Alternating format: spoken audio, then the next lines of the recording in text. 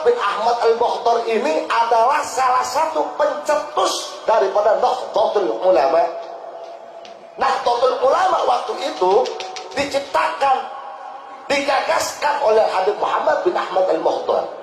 Cuma karena memang Habib Muhammad ini keturunan orang Arab, waktu itu aturan daripada orang-orang Belanda dan Indonesia, seorang luar asing tidak boleh membuat satu firqah, tidak boleh membuat satu perkumpulan. Maka para habaib zaman daripada Habib Muhammad bin Ahmad al-Mukhtar ini bermusyawarah bagaimana siapa yang kita tunjuk untuk menjadi ketua daripada Nahdlatul Ulama. Akhirnya tercetuslah Kiai Haji Hasyim Asy'ari.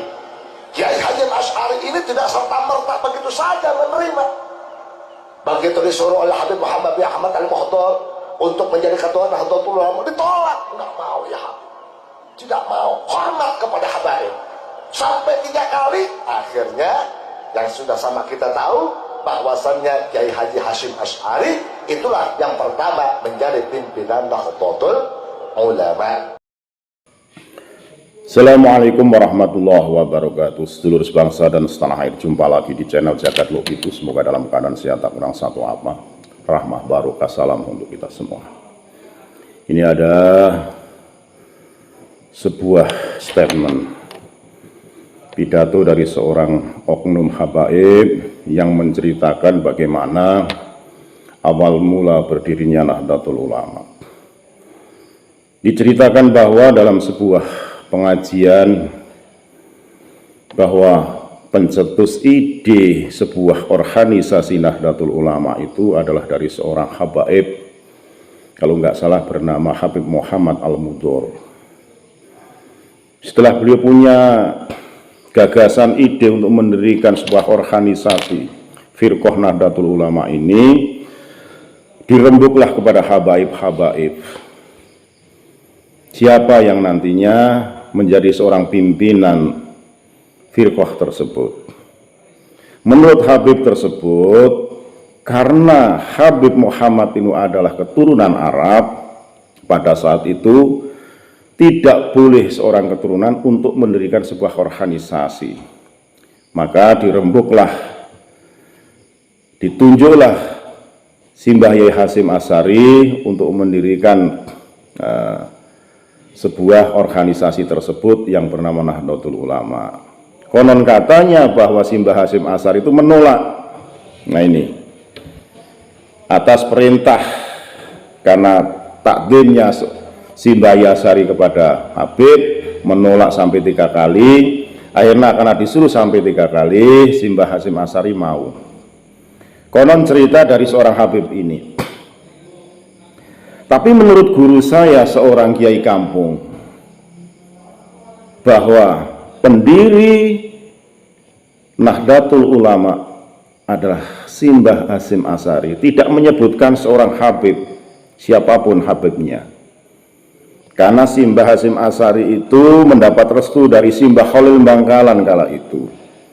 Diceritakan perjalanannya sampai ada Mbah Samsul Arifin, ya, itu diberikan sebuah tongkat, sebuah tasbih, panjang cerita itu, ya, sampai dengan bagaimana Simbah Hasyim Asy'ari minta restu kepada Mbah Khalil Bangkalan untuk mendirikan Nahdlatul Ulama tersebut.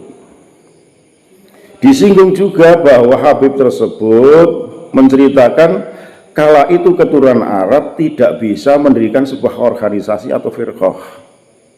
Tapi kenyataannya sebuah organisasi terbentuk kala itu waktu di penjajahan VOC. Rabithah Alawiyah itu didirikan kala terjadinya sebuah penjajahan Belanda. Ini kan bertolak belakang dengan apa yang disampaikan oleh Habib tersebut, bahwa keturunan Arab tidak boleh mendirikan sebuah organisasi. Tapi organisasi Rabithah Alawiyah tersebut juga didirikan saat penjajahan Belanda. Dan yang mengesahkan itu adalah VOC Belanda tersebut. Ini kalau kita menggarisbawahi bahwa keturunan Arab tidak boleh mendirikan sebuah organisasi, terus Habib yang mencetuskan Nahdlatul Ulama itu menunjuk Simbah Hasyim Asy'ari untuk sebagai ketuanya, ini bertolak belakang ya dengan adanya organisasi Rabithah Alawiyah tersebut. Nah, lagi-lagi kesimpang siuran sejarah yang disampaikan oleh oknum Habib tersebut ini menggiring opini masyarakat luas bahwa Nahdlatul Ulama itu didirikan, dicetuskan oleh seorang Habib. Tapi menurut kiai kampung saya, guru saya, ya Nahdlatul Ulama itu yang mendirikan Simbah Hasyim Asy'ari bersama-sama Simbah Wahab Kasbullah, Simbah Bisri Sansuri, Simbah Samsul Arifin, dan tokoh-tokoh lain ya yang ada, kiai-kiai kos yang ada di Nusantara ini. Sempat berkumpul di Kalimantan, itu loh. Dan itu tidak menyinggung ada nama Habib di situ. Gitu. Jadi kesimpang siuran ini arahnya kemana saya kurang paham ini. Ya, kurang paham ini. Apa di Indonesia ini semua akan dikuasai atau gimana, atau istilah memutar balikan sebuah sejarah yang notabene sejarah itu sudah diamini masyarakat Indonesia, bahkan disahkan oleh negara bahwa pendiri itu ya Simbah Hasyim Asy'ari dengan beberapa kiai-kiai khos. Ini kan apa? Pengaburan sejarah.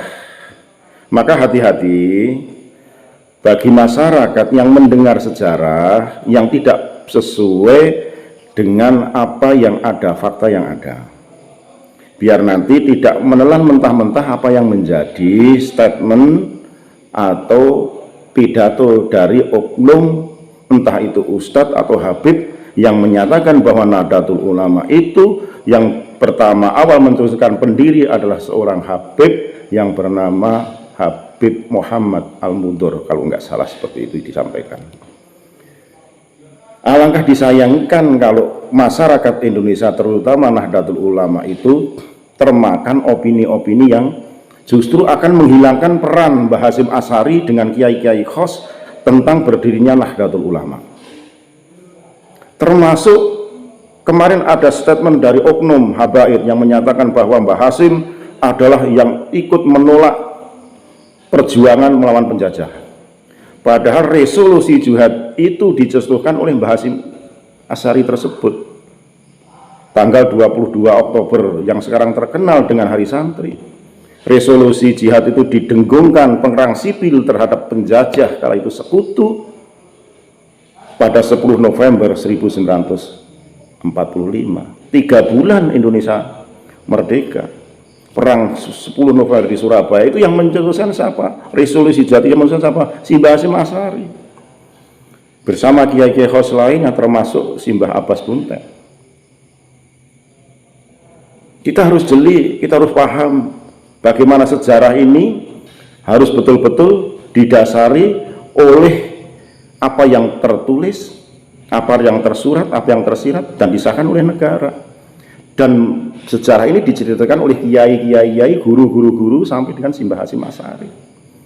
Menurut kiai kampung dulu yang memang takdiman wal ikroman kepada Simbah Hasyim Asy'ari, meyakini bahwa pendiri Nahdlatul Ulama adalah Simbah Hasyim Asy'ari, direstui oleh Simbah Khalil Bangkalan bersama kiai-kiai khos, kiai-kiai sepuh. Sebagai muassis Nahdlatul Ulama kala itu ada Mbah Wahab Kasbullah, ada Mbah Bisri Sansuri, ada Mbah Samsul Arifin dan lain sebagainya, banyak kiai-kiai khos tersebut. Tidak betul kalau Nahdlatul Ulama itu didirikan oleh seorang habib. Bantahan ini saya sampaikan karena ada statement bahwa dulu keturunan Arab tidak boleh mendirikan sebuah organisasi. Ternyata Rabithah Alawiyah didirikan pada 1928, kala itu dijajah oleh kompeni, oleh Belanda, dan boleh mendirikan sebuah organisasi Rabithah Alawiyah, dan itu adalah keturunan Arab. Sudah jelas sampai di sini bahwa Nahdlatul Ulama intinya didirikan oleh Simbah Hasyim Asy'ari beserta kiai-kiai khos lainnya dan direstui oleh guru beliau yaitu Syekhona Khalil Bangkalan. Segala khilaf mohon maaf, NKRI, harga mati Nusantara milik kita. Assalamualaikum warahmatullahi wabarakatuh.